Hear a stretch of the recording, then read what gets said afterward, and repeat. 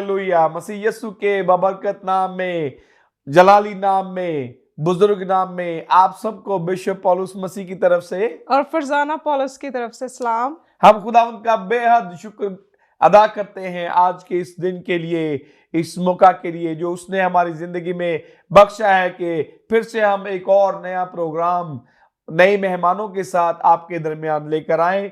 मेरे अजीजों, खुदावंद का बड़ा शुक्र अदा करते हैं उसकी नेमतों के लिए, उसकी बरकतों के लिए, उसकी रहमतों के लिए, क्योंकि वो बड़ा अजीम खुदा है। वो हमें हर रोज एक नया दिन देता है, हमें हर रोज जगाता है, हमें हर रोज मुहैया करता है। हम खुदावंद का बड़ा ही शुक्र अदा करते हैं। मेरे अजीजों, आप जानते हैं कि हम इस प्रोग्राम को गुड शेपर्ड टेलीविजन पर आपके लिए लेकर आते हैं और हमारी कोशिश होती है कि इस प्रोग्राम के वसीला से ज्यादा आप बरकत पाएं। हम अच्छे अच्छे मेहमानों को आपके दरमियान लाते हैं, आपके लिए यहाँ पर लाते हैं ताकि वो अपनी गवाहियां शेयर करें, अपने जिंदगी के जो तजर्बे हैं वो शेयर करें ताकि आप बरकत पाएं। मेरे अजीजों, आज बड़े ही जबरदस्त खुदा के लोग हमारे दरमियान मौजूद हैं। इससे पहले कि हम प्रोग्राम का आगाज करें, आप जानते हैं कि हम सबसे पहले दुआ करते हैं। आए अपने सरों को झुकाएं और दुआ करें, और ये दुआ हम खुदा की खादमा मिसेस बिशप पौलुस मसीह के साथ मिलकर करेंगे। कुदूस मेहरबान जिंदगी के खालिक और मालिक खुदावंद यीशु नासरी, हम तेरा शुक्रिया अदा करते हैं जिंदा खुदावंद आज के इस वक्त के लिए जो तूने हमारी जिंदगी में बख्शा खुदावंद। यीशु नासरी, आज के दिन के लिए कि तूने हमारी जिंदगी में दिया खुदावंद, तेरा शुक्र हो। तू ही इज्जत जलाल और बुजुर्गी के लायक है खुदावंद। हम तुझी को धन्यवाद कहते हैं यीशु नासरी, क्योंकि तू ही हमारी जिंदगियों का खालिक और मालिक है खुदावंद। हम अपने मेहमानों के लिए तेरे शुक्रगुजार हैं। तो उनको बड़ी खैरियत से लेकर आया खुदावंद, जब वो यहाँ से जाएं तो तब भी तो उनकी हिफाजत करना यीशु नासरी। सारे शो में जिंदा खुदावंद तो हमारी निगहबान हिफाजत करना, हमें अच्छे अच्छे अल्फाज देना ताकि हम जो भी बातें करें तेरी मर्जी के मुताबिक हों खुदावंद। हमारे दिलों और जहनों को छू और मसा कर खुदावंद।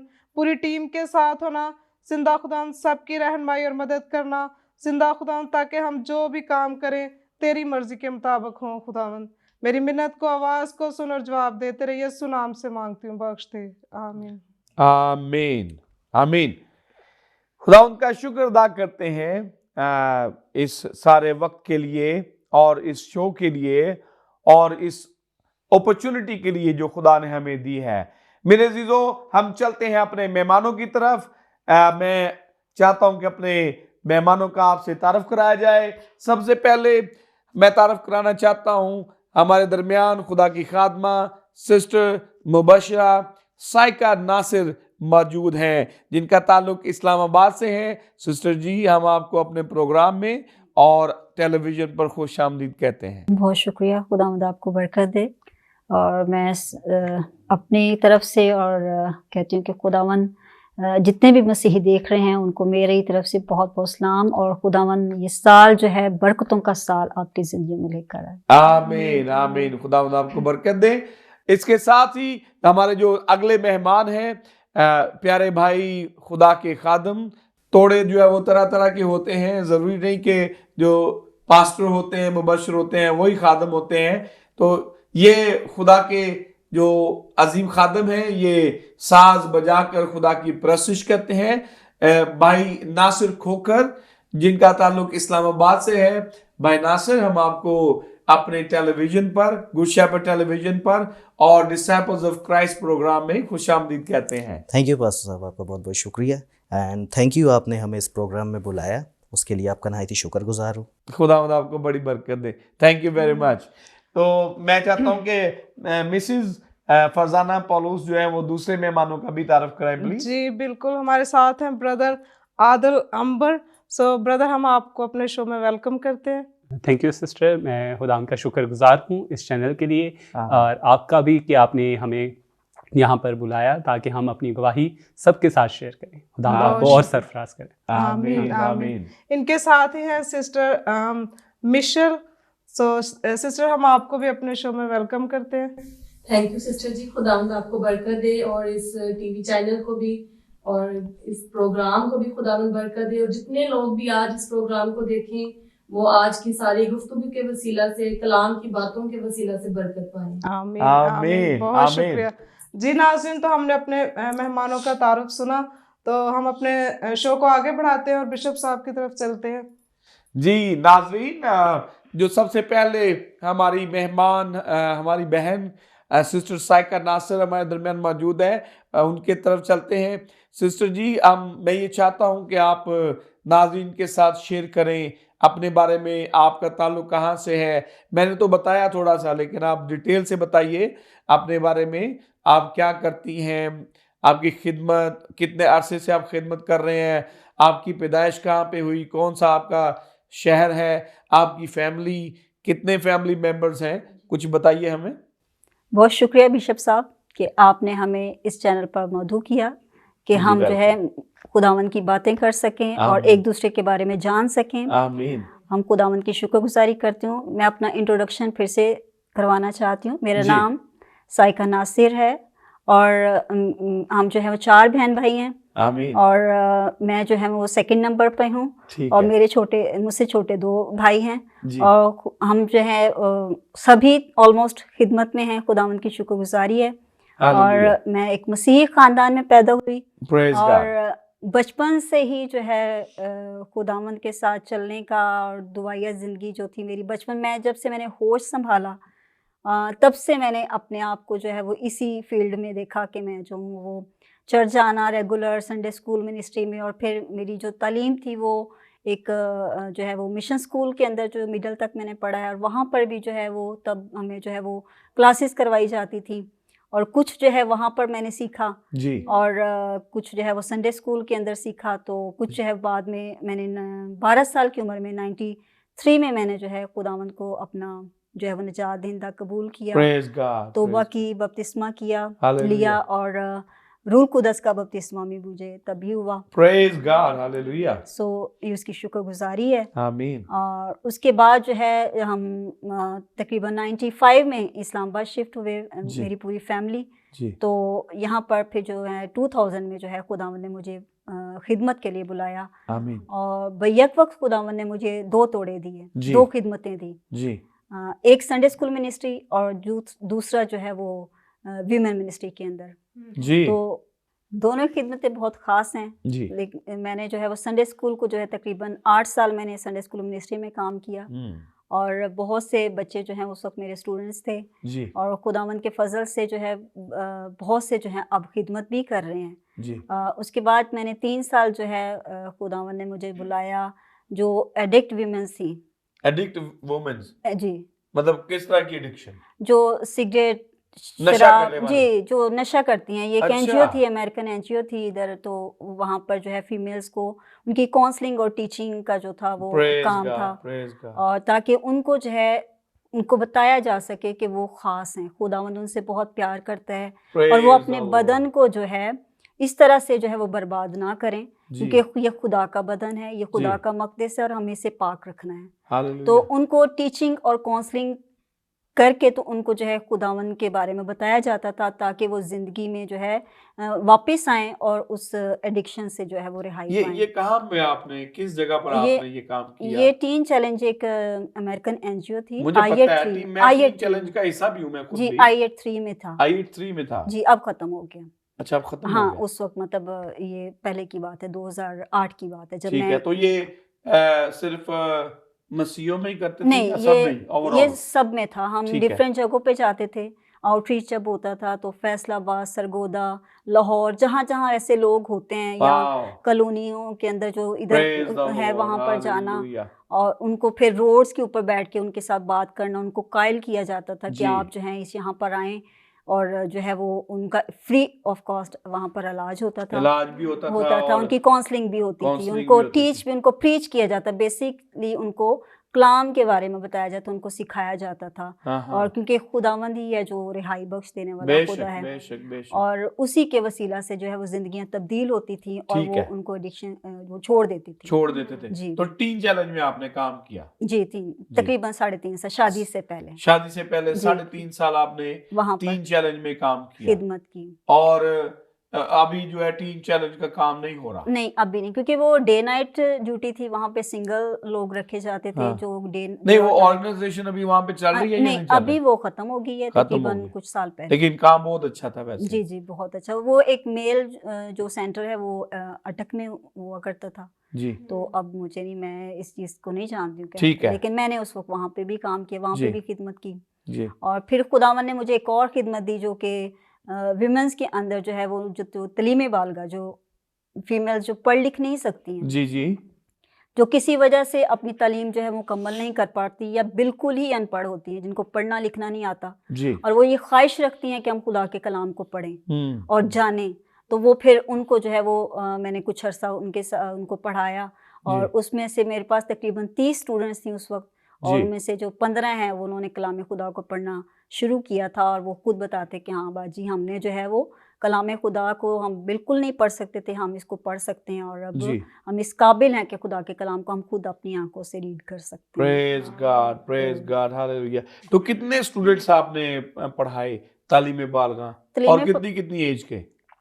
एज लिमिट तो नहीं थी किसी भी एज, क्योंकि नहीं, किसी एज भी लिमिट तो नहीं होती, लेकिन जिनको आपने सिखाया वो कितने एज के लोग थे? ज्यादातर वो थे जो मैरिड थी, मैरिड थे, बच्चों वाली थी, बच्चों वाली माएँ, थी। और मतलब ज्यादातर वो कुछ जो थी वो जो है यंग गर्ल्स थी ठीक है। जो नहीं पढ़ पाई थी, स्कूल और नहीं जा नहीं सकी जी बिल्कुल, या पढ़ाई जारी नहीं रख सकी जी किसी जी वजह से? ज्यादातर वो थी जो बिल्कुल पढ़ लिख नहीं सकती थी, बिल्कुल पढ़ लिख जिनको नहीं मतलब सकती। बिल्कुल अपना नाम भी लिखना नहीं आता था, ठीक है। तो उनको सबसे पहले नाम सिखाया जाता था, और फिर उसके अंदर भी ये होता था कि सबसे पहले प्रेयर होती थी, जी प्रेयर करके हम शुरू करते थे, 5 मिनट 10 मिनट का मैसेज होता था, ठीक है। उनको भी कायल किया जाता था, उनको इनकरेज किया जाता था कि हम खुदावन में सब कुछ कर सकते हैं। Hallelujah hallelujah. तो फिर उसमें से भी जो है बहुत सी औरतों ने और लड़कियों ने जो है वो खुदा के कलाम को सीखा, पढ़ना सीखा, और फिर जी। वो पढ़ते भी हैं, अब तक भी ज़ाहिर है पढ़ रहे होंगे, सीख रहे होंगे। आमीन आमीन ये आमीन। खुदावन की शुक्रगुजार। बेशक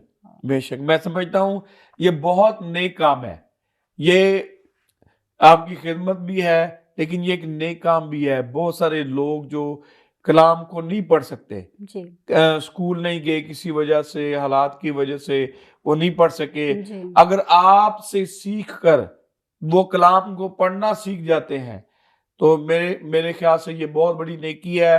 वो खुदा के ज्यादा करीब जा पाते हैं जी जब वो कलाम को रोज खोलते हैं, कलाम को पढ़ते हैं।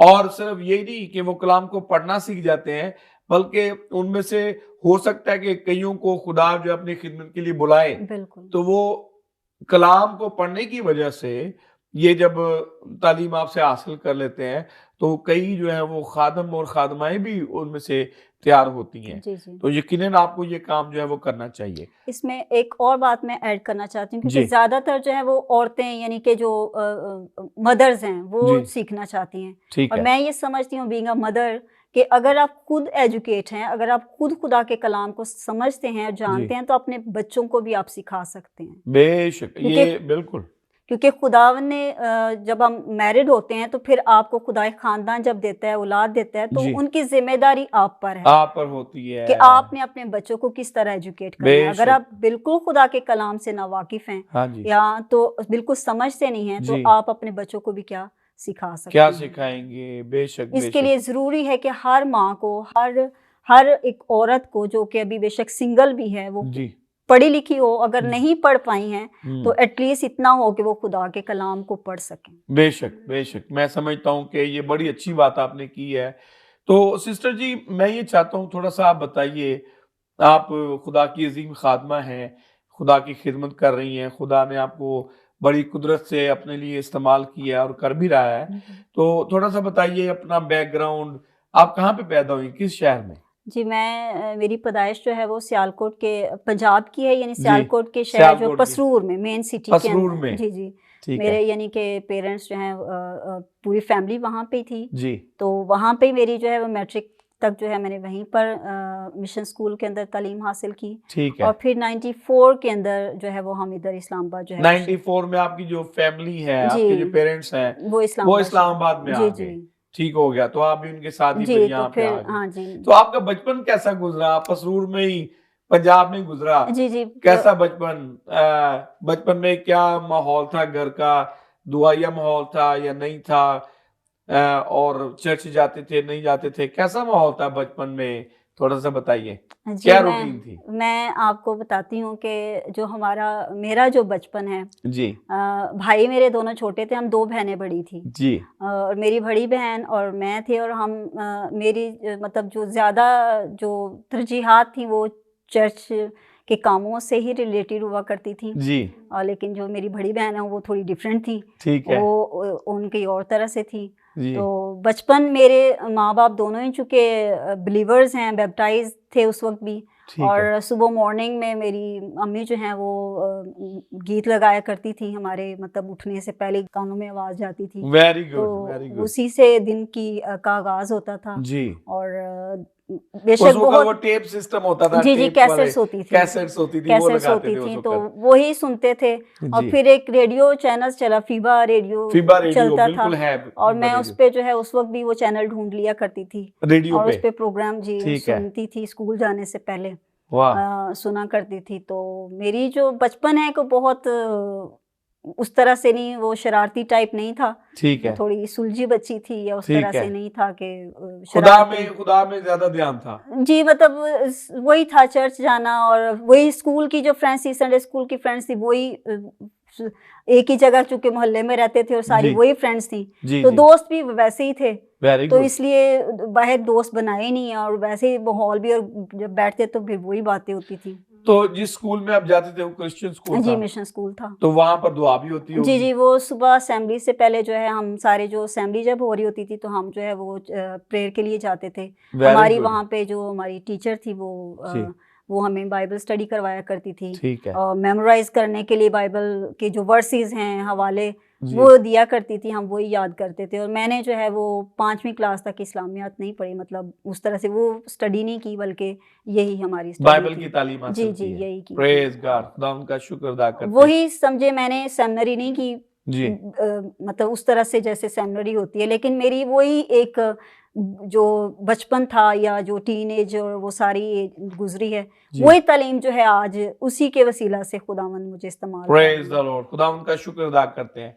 जिंदगी का कोई ऐसा वाकया जो आप नाज़रीन के साथ शेयर करना चाहें, कोई ऐसी बात जो आप समझते हैं कि मैं ये कभी भूल नहीं सकती, ऐसा वाकया कोई आपकी जिंदगी में हुआ हो, कोई आप शेयर करना चाहें? ऐसी अगर कोई बात नहीं है तो आप हमें ये बताएं कि किस तरह से आपने मसीह खुदावंद को, आपने ये बताया कि शुरू से आप चल रहे थे, जी चर्च जी जाते थे, आप दुआ करते थे, गीत भी सुनते थे, घर में भी दुआया माहौल था, लेकिन फिर भी इंसान जो मुकम्मल तौर पर खुदा के साथ चलने का फैसला करता है, वो जब इंसान को थोड़ी सी समझ बूझ आती जी है, जी इंसान थोड़ा बड़ा होता है, तो फिर कोई ऐसी बात होती है, कोई ऐसा वाकया होता है इंसान की जिंदगी में, इंसान अपनी जिंदगी जो है वो खुदा को देता है।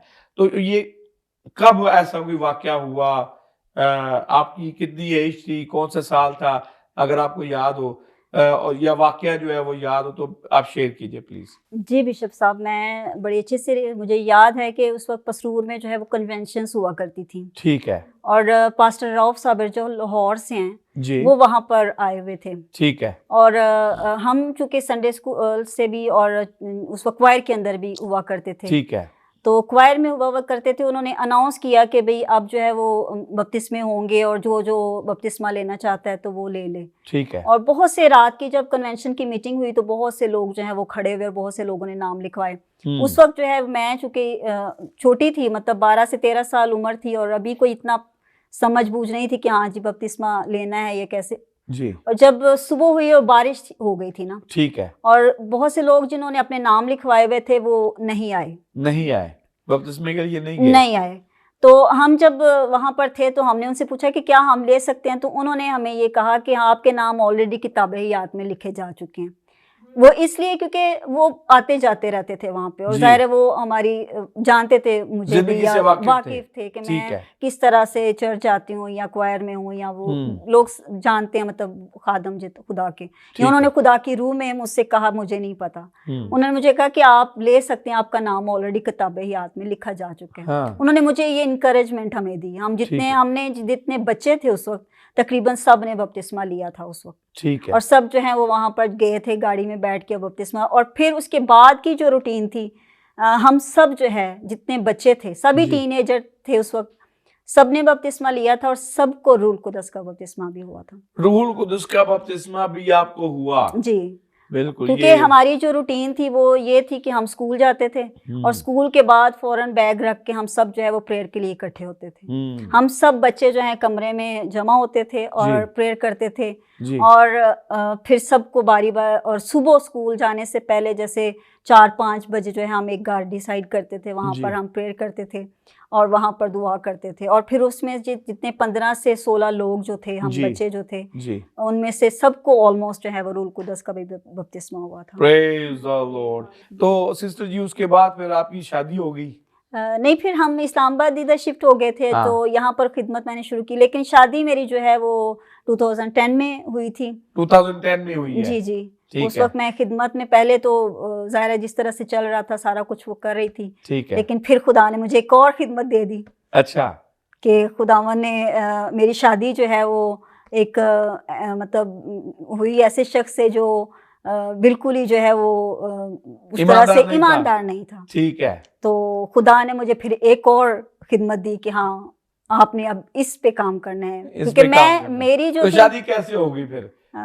शादी जो है वो हमारे जो पास्टर थे, जो मतलब मेरे पास्टर थे जी, उन्होंने करवाई थी। उन्होंने अम्मी से कहा कि हाँ जी लड़का है एक, तो आपने इसकी शादी करनी है। तो उन्होंने कहा ठीक है देख लें और दिखा देना, मतलब जी, जो भी। हाँ जी। तो ये भी और स्टोरी शुरू हो जाएगी इसलिए बेहतर है आप जो है मेरे हस्बैंड से ये स्टोरी पूछेंगे तो वो फिर ज़्यादा हो जाएगा कि वो भी वहां से भी आपको मिल जाएगी। तो इसलिए मैं इसको, लेकिन खुदा ने मुझे 2 बच्चे दिए। पहले एक बेटी है हमारी, बेटी जो है खुदावन के शुक्र अब 11 साल की है और वो जो है वर्शिप भी कर रही है, वर्शिप करती है और पियानो भी सीख रही है और वायलिन भी सीख रही है।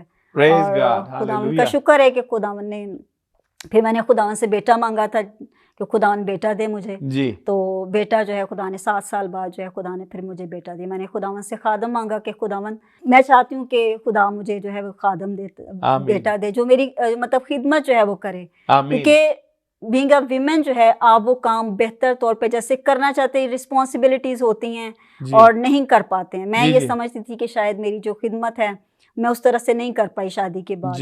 तो मैंने कहा कि खुदावन तो मुझे बेटा दे जो कि एक घर का सरबराह होगा और उससे आगे नस्ल जो है वो बढ़ती है और उससे आपका जो है वो बायोडाटा चेंज हो जाता है कि कैसे वो खादम। तो खुदा ने फिर मुझे बेटा दिया और वो भी गवाही है मेरी ज़िंदगी में कि वो प्रीमेच्योर था और खुदावन का शुक्र है कि खुदा ने उसको सेहत भी दी और फिर खुदा ने मुझे दिखाया भी कि हाँ वो खादम है, क्योंकि मैंने देखा कि जब वो महीने का था और मैं हर रोज़ उससे रातों को दुआ करती थी, क्योंकि वो छोटा सा था, 7 मंथ की प्रेगनेंसी थी।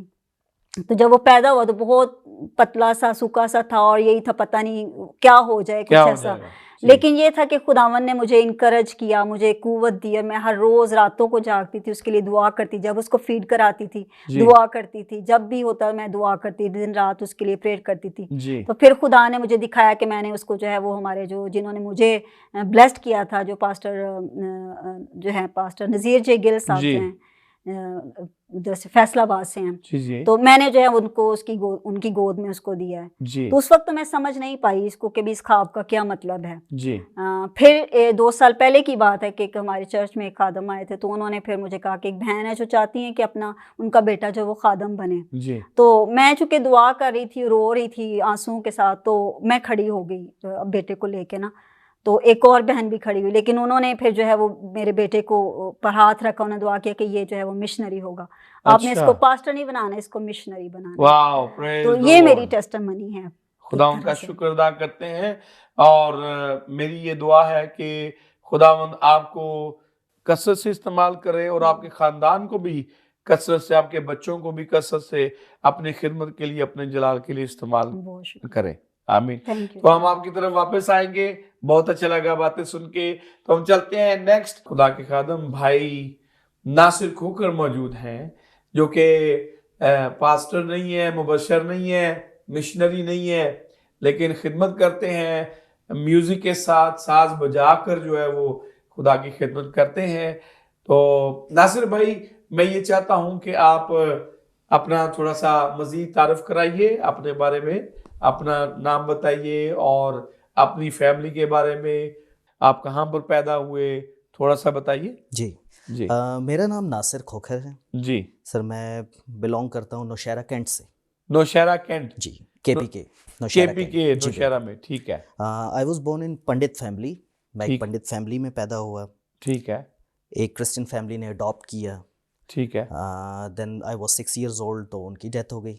देन आई अगेन, फिर उसके बाद दोबारा मैं वापस चला गया अपनी उसी फैमिली में, ठीक जो है। कि हिंदू फैमिली थी। हिंदू फैमिली जी थी। बिल्कुल। ठीक है। 12 इयर्स की एज तक मैं उन्हीं के साथ रहा। ठीक है। वही सारा माहौल टिपिकल वो जैसा था, जी जाना उनकी प्रेयर्स में, सब वो अटेंड करना, जितने उनके फंक्शंस वगैरह जितने होते थे सबको। जी मेरी ज़िंदगी में एक गवाही ऐसी थी कि एक दिन ऐसा हुआ कि हम सारे फ्रेंड्स मिलकर जा रहे थे और एक लड़के ने मजाक में कहा जी कि ये वहाँ पर क्यों जा रहा है, ये जी तो क्रिश्चियन है। जी जो कि मैं भी भूल चुका था इस बात को कि मैं जी। क्रिश्चियन हूँ, क्योंकि उनके साथ रहा बचपन से। जी अचानक मेरे दिल में आया कि इसने जो कहा इसमें कहाँ तक सच्चाई है। जी अंदर से एक आवाज़ आई कि नहीं, मैं क्रिश्चियन हूँ और मुझे चर्च ही जाना चाहिए। जी और मैं उसी रास्ते से वापस हुआ, घर गया और उसके बाद मैं चर्च गया। जी फिर मुझे पता चला कि हाँ मैं क्रिश्चियन हूँ और मुझे चर्च ही जाना चाहिए, जी। मुझे वहाँ नहीं जाना चाहिए। सही।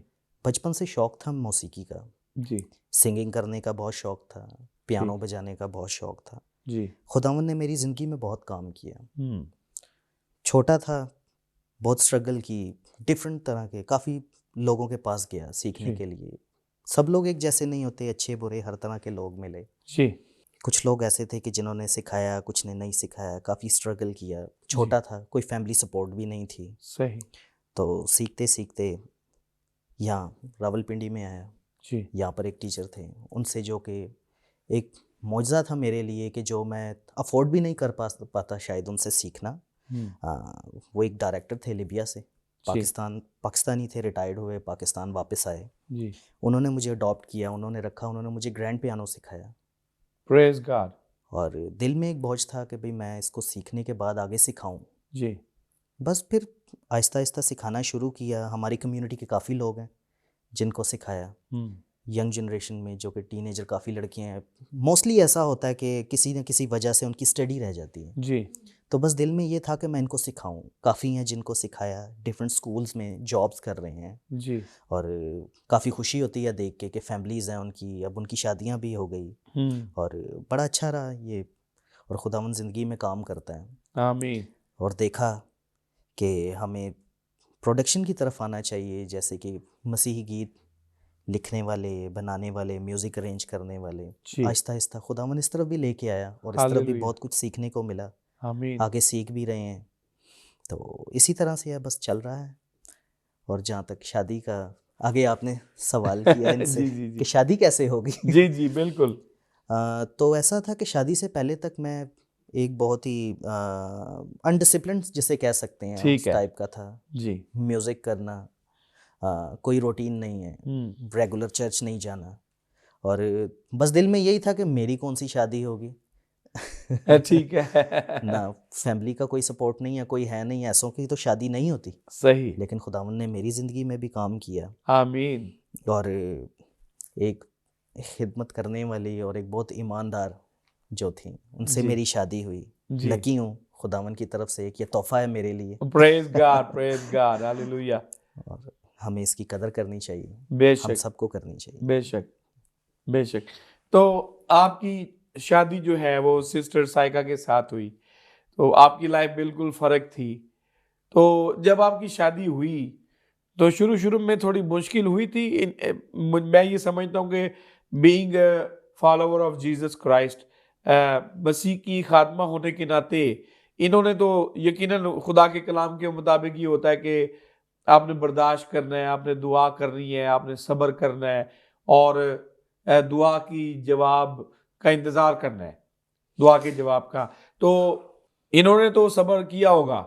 तो आप आपकी जब इनके साथ शादी हुई, शादी से पहले आप इनको जानते थे? सबसे पहले मैं ये जानना चाहूँगा। नहीं, हम बिल्कुल नहीं थे जानते एक दूसरे को। ठीक है, तो शादी वाले दिन ही आप मिले हैं? नहीं, एक प्रीस्ट थे जिन्होंने इनकी फैमिली के जो थे प्रीस्ट, वो जी। मेरे जहाँ मैं जॉब करता था वहाँ पर एक मेरे कोलीग थे, ठीक है, वो आगे उनके रिलेटिव थे। ठीक है। उन्होंने देखा लड़का है जॉब कर रहा है, लेकिन ये है कि ये अकेला है, फैमिली तो है नहीं इसकी। जी, जी, तो उन्होंने मुझे मजाक में कहा, जी। इसीलिए उन्होंने मेरी तरफ कहा कि चले इनसे सुन लीजिएगा क्योंकि यहाँ पे स्टोरी बहुत अच्छी स्टोरी है। ऐसी है। जी। उन्होंने मुझे कहा कि मैं आपका रिश्ता करवाता हूँ, आपकी शादी करवा देते हैं हम। ठीक है, मैंने कहा जी मेरी तो अभी इतनी कोई एज नहीं है, मैं तो शादी नहीं करूँगा। सही। सुना हुआ था शुरू से कि भाई वो शादी हो जाए तो इंसान कैद हो जाएगी, ये हो जाएगा, वो हो जाएगा, पर हालांकि ऐसा कुछ भी नहीं है। जी, जी। ये तो एक बहुत अच्छा एक इंसान को हम सफ़र मिल जाता है, खुशी हो गम हो उसमें आपका साथ देने वाला साथ एक देने मिल वाला, जाता है। बिल्कुल। तो उन्होंने कहा तो मैंने भी मजाक में टाल दिया। जी। मैंने कहा चलो कोई बात नहीं, जाकर देख लेते हैं, देखना ही है ना। ठीक है। तो जैसे ही मैं गया वहाँ पे तो थोड़ा डिफरेंट था, क्योंकि मैंने वो कुछ हाथों में भी पहना कड़े शड़े हुआ, जी पहने हुए बिल्कुल, थे। और वो स्टाइल और बड़ी सही। ग्लासेस वगैरह सर पे, और ये वो देखा, थोड़ा सा मुझे फील हुआ कि ये कोई और माहौल है, मैं कहीं और गलत जगह पे आ गया हूँ। ठीक है। इवन कि आज बता रहा हूँ कि मुझे जो उस वक्त वो जो प्रीस्ट थे उन्होंने मुझे एक बाइबल दी ठीक पढ़ने है। के लिए कि जी जी। ये लीजिए, जी, और वो वहाँ पर हवाला बता रहे थे, मुझे वो निकालना भी नहीं था आता। सही। पर वो मेरे पास थी, बट ये कि मैंने एक्ट ऐसे किया कि जैसे मुझे आती है, बिल्कुल बट लेकिन ठीक। मुझे बिल्कुल मैंने कभी दुआ नहीं थी की। ठीक है। पर फिर भी खुदावंद का फजल है कि उन्होंने मुझे अच्छी बीवी दी। क्या बात है। मैं समझता हूँ कि ये खुदा की तरफ से आपके लिए हुआ, ये खुदा की तरफ से आपके लिए बंदोबस्त हुआ ताकि आप खुदा की तरफ आ सकें, आप निजात की तरफ आ सकें। और आपने बताया आपका बचपन, आप एक हिंदू फैमिली में पैदा हुए, आप क्रिश्चियन फैमिली में आए, फिर वापस गए। बहुत सारे आपने अपनी ज़िंदगी में स्ट्रगल्स देखी। तो खुदा यकीनन देख रहा था आप किन हालात से गुजर रहे हैं, तो खुदा ने, मैं समझता हूँ, आपके ऊपर मेहरबानी की है। जी बिल्कुल, तो बहुत खुदा शुक्र ने है आपको खुदावंद एक का। अच्छी बीवी दी और आज आपकी फैमिली है, आपके बच्चे हैं। जी तो ये बहुत बड़ी बरकत है, ब्लेसिंग है। तो आप जब शादी हो गई तो उसके बाद, चूंकि मैं ये बताना चाहता हूँ उन नाजरीन के लिए जो कि एक अनबैलेंस्ड रिलेशनशिप में आ जाती हैं शादी के बाद, मियाँ जो है वो खुदा परस्त होता है, बीवी खुदा परस्त नहीं नहीं होती, होती। या बीवी खुदा परस्त होती है तो मियाँ खुदा परस्त नहीं होता, शराबी और झगड़ालू और सारी चीज़ें उसके अंदर होती हैं। तो बड़ी मुश्किल लाइफ हो जाती है, जी गुजारा बिल्कुल। करना बड़ा मुश्किल हो जाता है। तो यकीनन खुदा ही जो है वो हालात बदलता है। तो आपकी शादी होगी, तो शादी के बाद फिर इनकी जिंदगी दुआया थी, चर्च जाना, सारा कुछ। तो आपको कैसा फील होता था? ये कोई लड़ाई झगड़ा हो तो नहीं होता था काफ़ी इसके ऊपर? होते थे, काफ़ी बहुत बहुत ज़्यादा उस तरह से नहीं कि जैसे अक्सर हम लोगों में देखते हैं कि लड़ाई झगड़े हो रहे हैं और बहुत कुछ हो गया, जी, वैसा नहीं। लेकिन ये कि छोटे छोटे छोटी छोटी। लगे रहते थे जो मेरी तरह के लोग होते हैं ज़्यादातर, तो यही कहूँगा कि वो वजह उनको कोई रीज़न चाहिए नहीं, हाँ हाँ, रीज़न वो खुद से ही निकाल लेते हैं कहीं ना ठीक कहीं है। से। और सेकेंडली आपने एक बात पूछी थी कि शादी के बाद क्या प्रॉब्लम्स फेस की आप लोगों ने, क्योंकि बिल्कुल दोनों हम एक दूसरे के ऑपोजिट थे। तो उसमें ये था कि मैंने तो कोई भी ऐसा सेक्रीफाइस नहीं किया, बट उनको काफ़ी करना पड़ा। जैसे कि मैं रेगुलर नहीं हूँ चर्च में, चर्च जाने में नहीं था, पहले भी नहीं था, जी, तो काफ़ी बार इनको भी मेरी वजह से सेक्रीफाइस करना पड़ा। सही, रेगुलर प्रेयर करने वाला नहीं था, ठीक है। इनको भी मेरी वजह से काफ़ी डिस्टरबेंस रही। जी। कई बार ये था कि जाना है कहीं तो तरह तरह के बहाने बनाने, नहीं जाना किसी भी तरह रोक लूँ, किसी भी तरह रुक जाएं। ठीक है, हालांकि उसके पीछे रीज़न कोई भी नहीं है, बस ये नहीं समझ में आता क्या रीज़न होता है। ठीक है। बट ये कि बदलते इंसान को वक्त लगता है। कुछ लोग यही सोचते हैं कि हाँ जी आज शादी हो गई तो कल हम एक दिन में हम बदल लेंगे अपने जीवन सही, साथी को, सही। लेकिन उसमें कई साल लगते हैं। हाँ, बिल्कुल वक्त लगता है। ऐसी ऐसी स्टोरियां हैं जो मैंने खुद अपनी आंखों से देखी हैं कि वक्त लगता है जो साथी होता है उसको बदलते हुए। अब बताइए, अब जो आपकी लाइफ जो है वो कैसी गुजर रही है आपस में? अच्छी गुजर रही है? चर्च इकट्ठे जाते हैं, दुआ करते हैं? अभी भी कुछ कमियां हैं, लेकिन ये है कि जिसे कहते हैं कि 100 में से 80% पॉजिटिविटी की तरफ आए।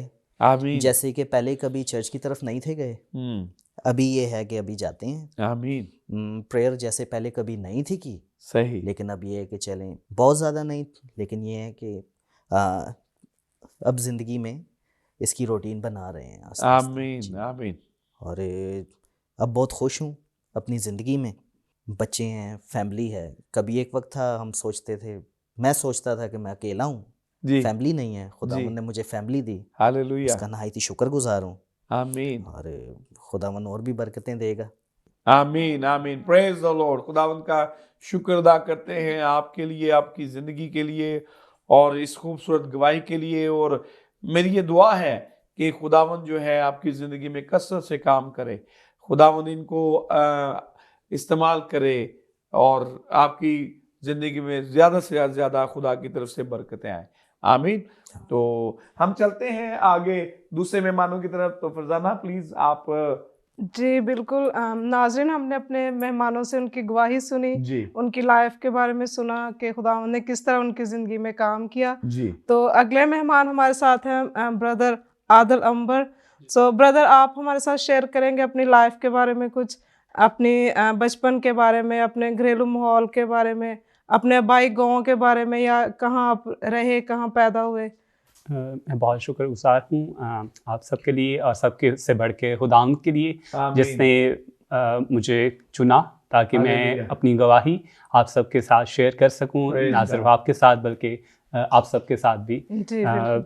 मैं सियालकोट पसरूर में पैदा हुआ, सियालकोट में 1991 में। ठीक। और बचपन मेरा वहीं पे गुजरा, लेकिन बचपन इतना याद नहीं है क्योंकि हम 96 में इस्लामाबाद में शिफ्ट हो गए, लेकिन यहाँ की फिर बातें ज़्यादा याद हैं। ठीक है। तो बचपन गुजरा। बचपन में ज़ाहिर है घर का माहौल ये था कि बाइबल पढ़नी, अम्मी से स्टोरियाँ सुननी, अब्बू भी बाइबल पढ़ते थे, अब्बू भी स्टोरियाँ सुनाते थे और बाइबल के बारे में सिखाते थे। जी। तो चर्च दोस्तों के साथ जाना, लेकिन साथ बाकी एक्टिविटीज़ भी थी, लेकिन इतना वो कहते हैं कि इतना वो रेगुलर नहीं था। संडे स्कूल जाना, चर्च जाना ऐसे नहीं था। ठीक है। लेकिन साथ जब एज बढ़ती चली गई, दोस्तों की तरफ देखा, तो मतलब जब हम माहौल की तरफ देखते हैं तो वो खुदा से बहुत दूर है, और जी। जब हम माहौल को लेके आगे ज़िंदगी गुजारते हैं तो हम भी खुदा से दूर चले जाते हैं, क्योंकि माहौल और स्टडी या सेकुलर स्टडी जो होती है वो हमें खुदा की तरफ नहीं लेके जाती। लेकिन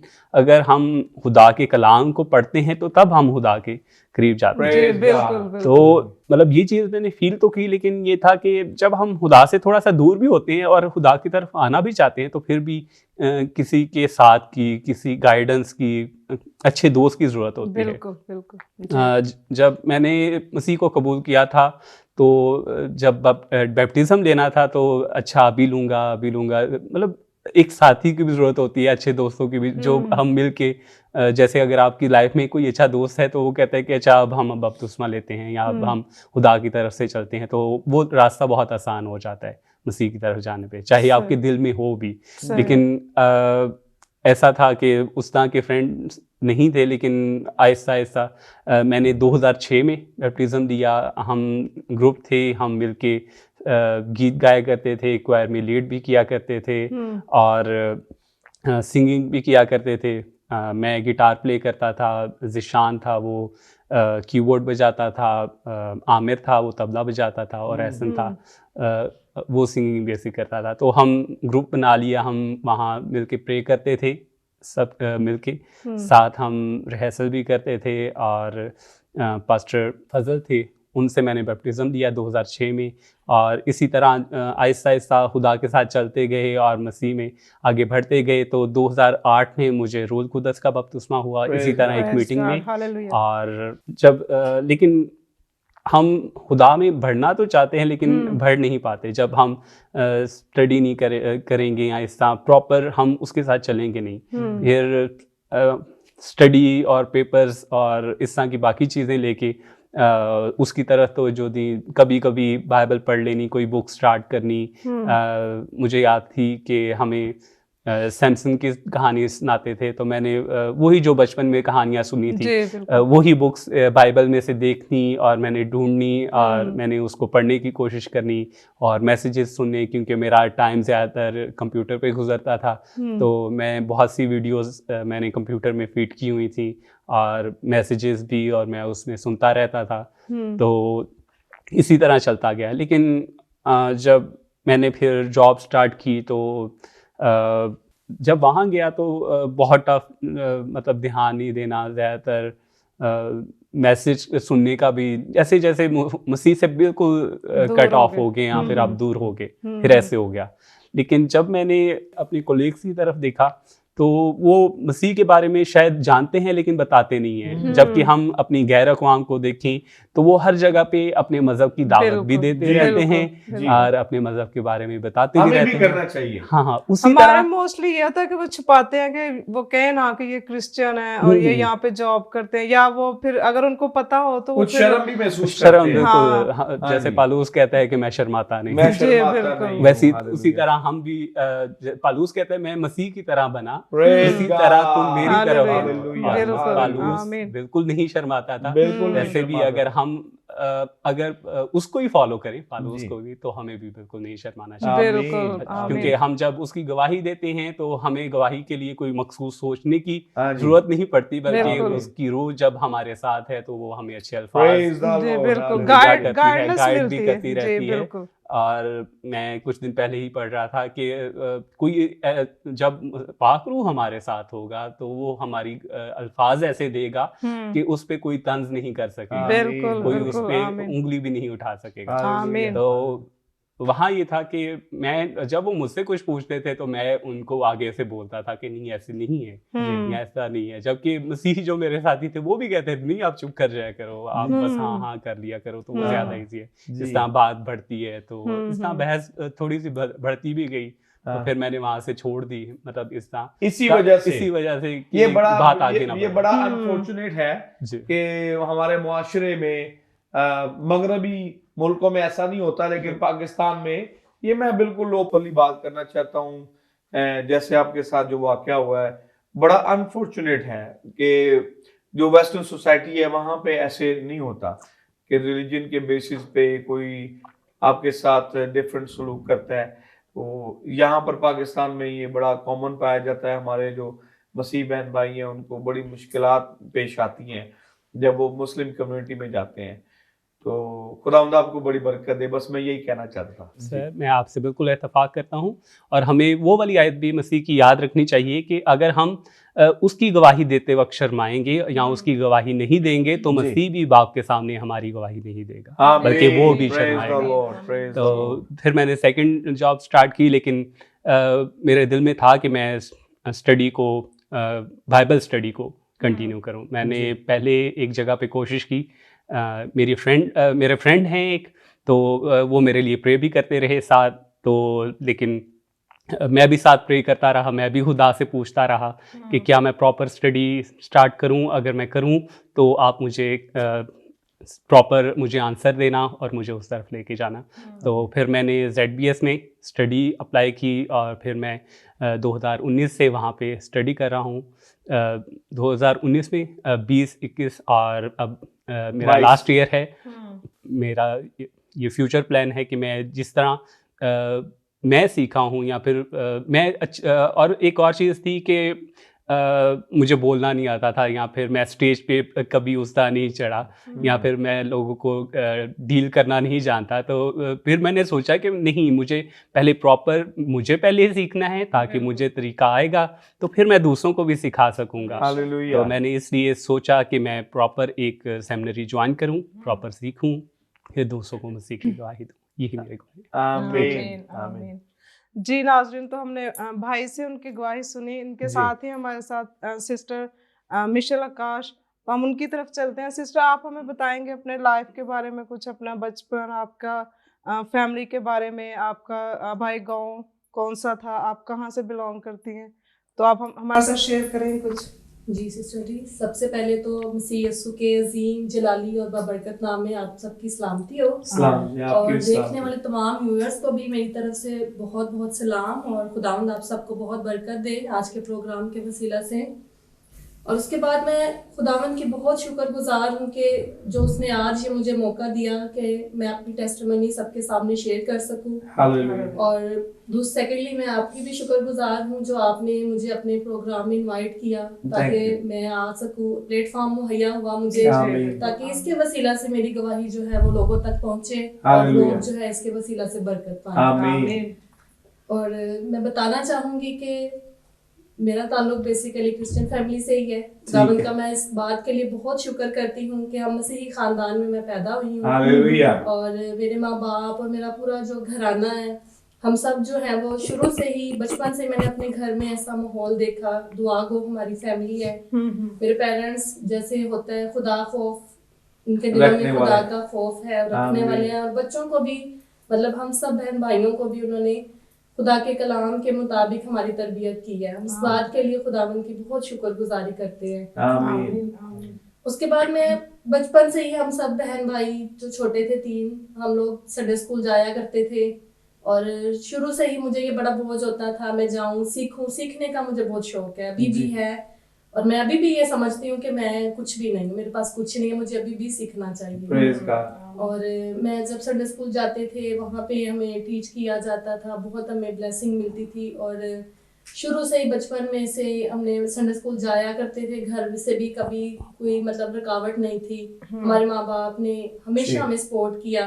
और हमने चर्च जाना, यूथ में फिर बड़े हुए तो यूथ में भी क्वायर में जाया करते थे। और उसके बाद जब बड़ी हुई तो मीटिंग प्रिजाइड भी की, वो भी किया करते। और संडे स्कूल का जो था ना, पहले तो संडे स्कूल में सीखा, उसके बाद जो है ना खुदावन ने ये बोझ दिया और मैंने जो है ना सिखाना भी शुरू किया। हालेलुया। और पहले जो है मैं अपनी बताना चाहूंगी कि मैंने 2005 में खुदावन यीशु मसीह को अपना निजात दहिंदा कबूल किया। बैप्टिज्म लिया मैंने जून के महीने में 20 तारीख को, मुझे अभी भी याद है। हालेलुया। और मैंने बैप्टिज्म लेने के बाद तकरीबन 1 हफ्ता ही गुजरा था। और हम लोग रेगुलर प्रेयर होती थी हमारे पास्टर जी के घर में ना, और हम रेगुलर प्रेयर में जाया करते थे। और उधर ही मुझे 1 हफ्ते के बाद जो है ना खुदावन ने रूल कुदस का बपतिस्मा भी दिया, मुझसे मामूर किया। और मैं खुदावन का बहुत शुक्र करती हूँ कि उसने छोटी सी उम्र में मुझे चुना। मैं 12 साल की थी जब मैंने बपतिस्मा लिया। और मतलब उस टाइम कुछ मुझे बड़े जो होते हैं ऐसे भी बोलने वाले थे कि अभी आप ना लो, अभी आपको नहीं पता कि बपतिस्मा क्या होता है जी। या अब अभी आप छोटी हो, आपको अच्छे बुरे का नहीं पता जी। तो कुछ ऐसा हो जाता है। लेकिन उस वक्त खुदावंद ने मुझे तैयार कर दिया था कि मैं बपतिस्मा लूं। मैंने 12 साल की उम्र में, मैं 7th क्लास में पढ़ती थी जब मैंने बपतिस्मा लिया। और मैं खुदावंद का शुक्र करती हूँ।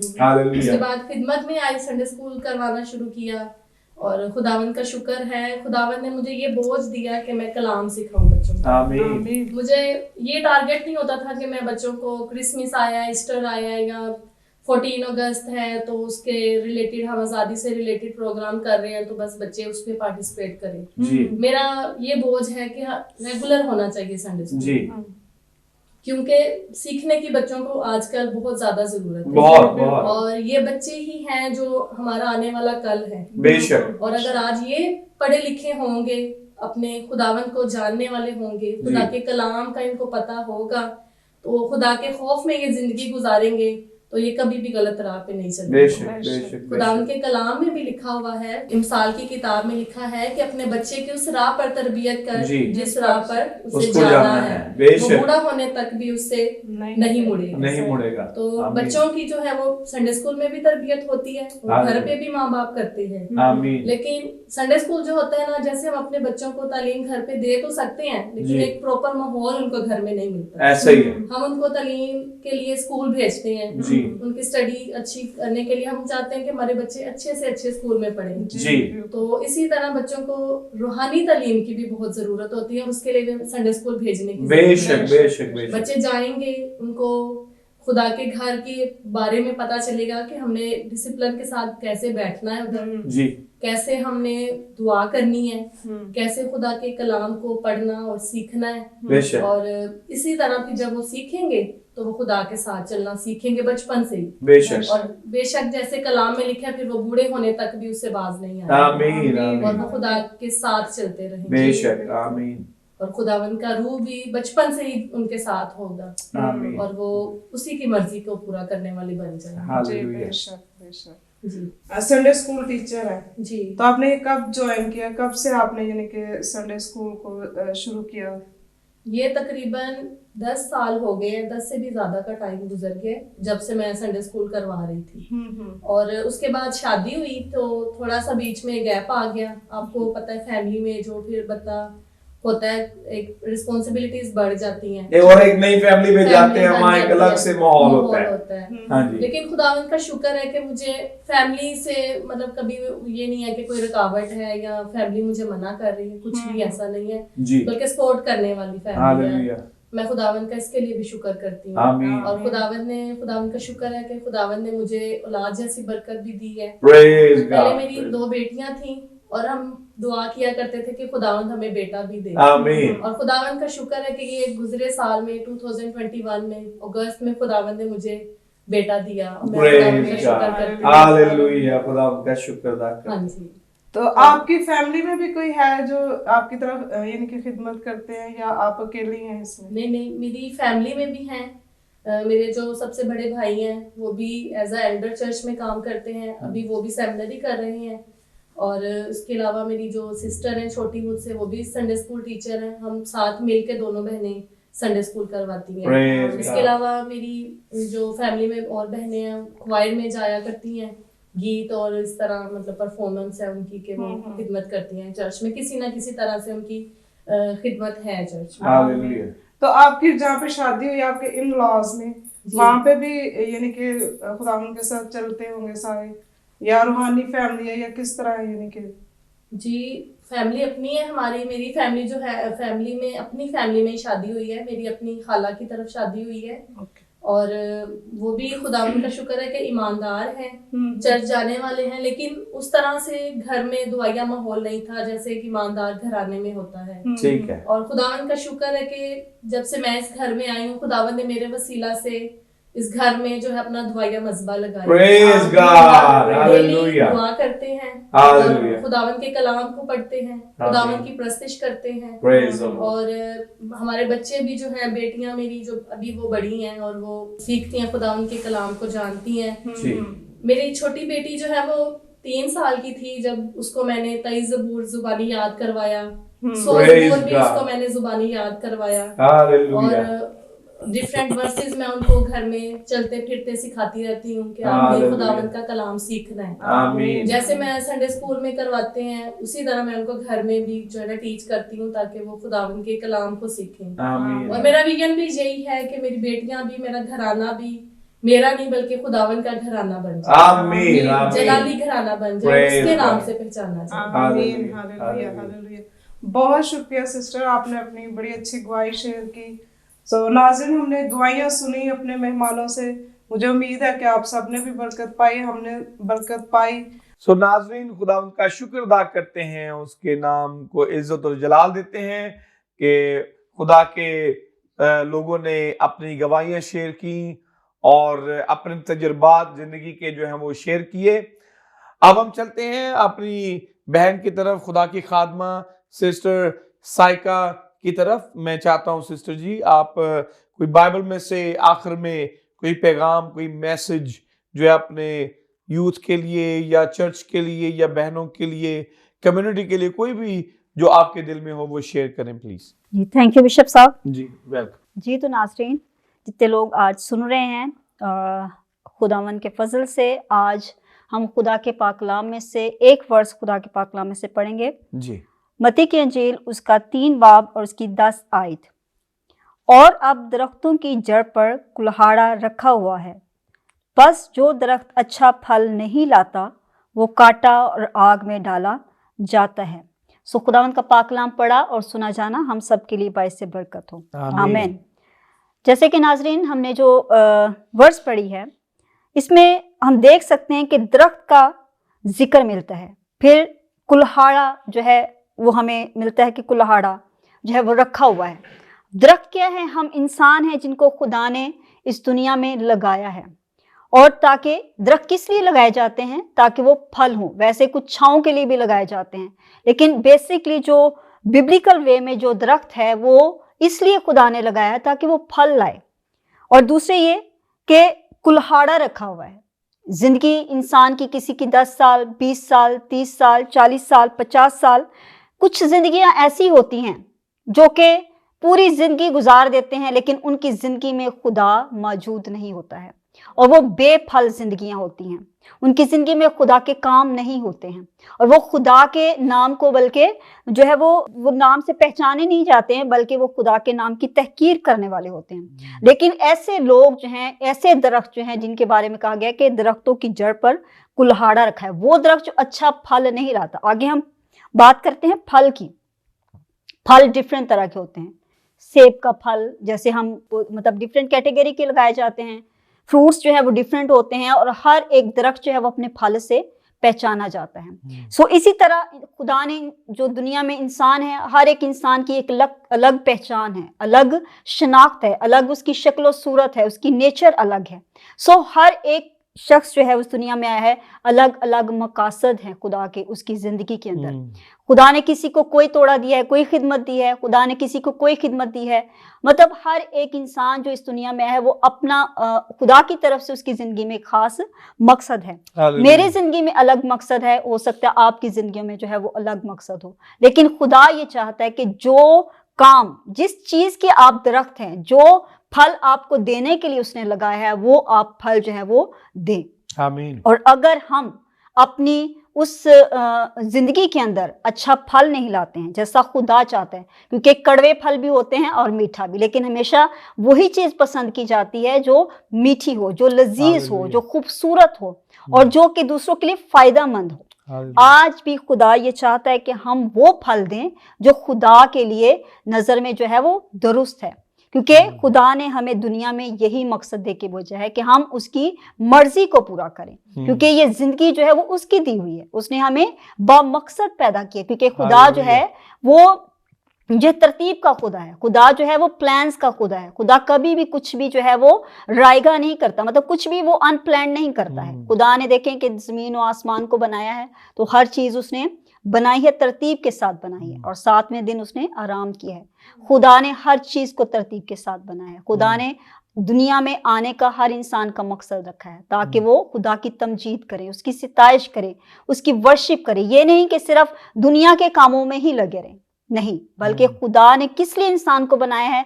खूबसूरती के साथ, प्यार के साथ उसको गूंदा है, मट्टी को उसको निखारा है, उसको तख्लीक किया है और अपने रफाकत के लिए। क्योंकि हम देखते हैं कि आदम और हवा जब बाग में रहते थे तो खुदा उनसे रफाकत रखता था, उनसे बातचीत करने के लिए आता था, क्योंकि खुदा ये चाहता था कि एक ऐसा, क्योंकि वैसे तो उसने अदन के अंदर जो है वो जानवर थे, फूल पौधे, दरख्त उगाए थे, लेकिन वाहिद एक इंसान था, आदम और हवा थे, जो उसकी मानित थे, जिनसे वो बात कर सकता था, जिनसे वो रफाकत रख सकता था और इस जो उसकी तज़ीम कर सकते थे। तो इसलिए खुदा ने जो है हमें भी इसलिए बनाया है ताकि हम उसकी वर्शिप करें, उसकी सिताइश करें और अपने कामों से उसके नाम को जलाल दें। क्योंकि जब हम गलतियों के खत, गलतियों उसके 5 बाब को देखते हैं और उसकी 19 आयत तो लिखा है कि अब जिस्म के काम तो जाहिर हैं, यानी हरामकारी, नापाकी, शहवत परस्ती, बुत परस्ती, जादूगरी, अदावतें, झगड़ा, हसद, गुस्से, तफरीके, जुदाइयाँ, बिदतें,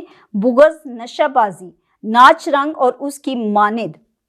और ये सब बातें जो हैं, ये सारे काम जो हैं वो जिस्म के काम हैं। और खुदा जिस्मानी लोगों को जो जिस्म के कामों में धुंध रहते हैं, जो इन चीज़ों को पसंद करते हैं, खुदावंद ने ऐसे लोगों के बारे में कहा है कि ये उनकी जड़ों पर क्या है? कुल्हाड़ा रखा हुआ है।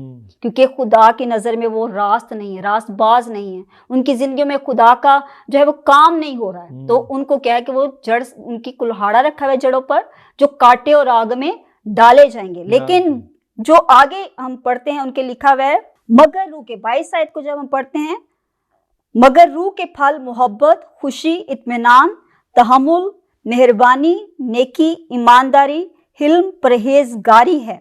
ये वो फल हैं, ये वो रूह के फल हैं जो खुदा हर दरख्त पर यानी हर एक इंसान की जिंदगी में देखना चाहता है। हालेलुया। और यही वो फल हैं जिनके वसीला से यानी हम अपने कामों से पहचाने जाते हैं। और ये वो फल हैं जो हमारी पहचान बनना चाहिए, Praise जिनसे हम God. जाने जाएं, ताकि हम जब दुनिया में जाते हैं, जब कौमों और उम्मतों में जाकर उसके नाम की तमजीद करते हैं, तो ये फल भी हमारी जिंदगियों में जाहिर होने चाहिए, ताकि लोग हमारे नेक कामों को देखकर हमारे बाप की जो आसमान पर है क्या करें, तमजीद करें। और ये वो फलदार जिंदगियां होंगी जो मसीही ईमानदार लोग होंगे, जिन्होंने खुदावन को अपना मुनज्जी निजात दहिंदा कबूल करने के बाद वो फल भी प्रोड्यूस किए हैं, अपने फल भी दिए हैं, और वो फल उनकी पहचान बने हैं, और फिर वो खुदा की बादशाहत में शामिल भी होंगे। सो जरूरी है कि आज हम सब अपनी जिंदगियों पर गौर करें, और इस साल के अंदर जो खुदा ने ये साल हमें दिया है, हम अपनी जिंदगियों पर निगाह करें, अपने अंदर झांकें और जानें कि आया मुझ में क्या कमी है, क्या आया मैं खुदा की मर्जी को पूरा कर रहा हूं। अगर मैं खुदा की मर्जी को पूरा नहीं कर रहा तो गौर करने की जरूरत है, क्योंकि वक्त नजदीक है और यीशु मसीह जल्द आने वाला है। और अगर वो जमीन पर ये फलदार जिंदगियां नहीं पाता, अगर वो गुनाह आलूदा जिंदगियां पाएगा, तो फिर हम खुदा की बादशाही में शामिल नहीं हो सकते हैं। जरूरी है कि हम तौबा करें, बपतिस्मा लें, और रूल कुदस की मदद से, जो होली स्पिरिट जो हमारी मददगार है और जो हमें पाक जिंदगी गुजारने में हमारी मदद करता है, और फिर हम उस बादशाही पर जो हमेशा की जिंदगी के वारिस बनेंगे और बादशाहत में शरीक होंगे। सो खुदावंद आज इस कलाम के वसीला से हम सबको बड़ी बरकत। आमीन आमीन। सिस्टर जी बहुत शुक्रिया, आपने बहुत अच्छा कलाम जो है वो शेयर किया नाजरीन के साथ। मेरा ईमान है कि देखने वालों ने, सुनने वालों ने बरकत पाई होगी। खुदावंद आपको बड़ी बरकत दे। आप हमारे इस शो में आए और यकीन बहुत जल्द दोबारा मुलाकात होगी। खुदावंद आपके साथ हो। बहुत शुक्रिया ब्रदर नासिर, आप आए। खुदावंद आपको बड़ी बरकत दे और अपने जलाल के लिए आपको कसरत से इस्तेमाल करें।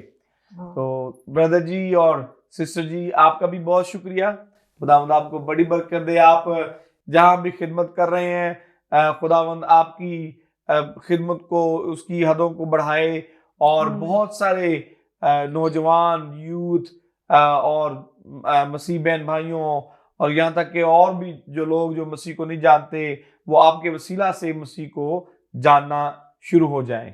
खुदावंद आपको बड़ी बरकत दे। बहुत शुक्रिया आने के लिए। तो नाज़रीन, खुदावंद का शुक्र अदा करते हैं आज के इस प्रोग्राम के लिए और इन तमाम मेहमानों के लिए जिन्होंने अपनी गवाहियां और अपने जो खुदा के साथ जिस तरीके से वो चल रहे हैं, जो वो काम कर रहे हैं खुदा के जलाल के लिए, वो उन्होंने शेयर किया। और आखिर में खुदा की खादमा ने पैगाम भी जो है वो शेयर किया। तो खुदा उनका शुक्र अदा करते हैं। मेरे अजीजों, हम फिर दोबारा आपसे मिलेंगे एक नई एपिसोड के साथ, अपने नए मेहमानों के साथ। देखते रहिए good shepherd television. God bless you. आमीन।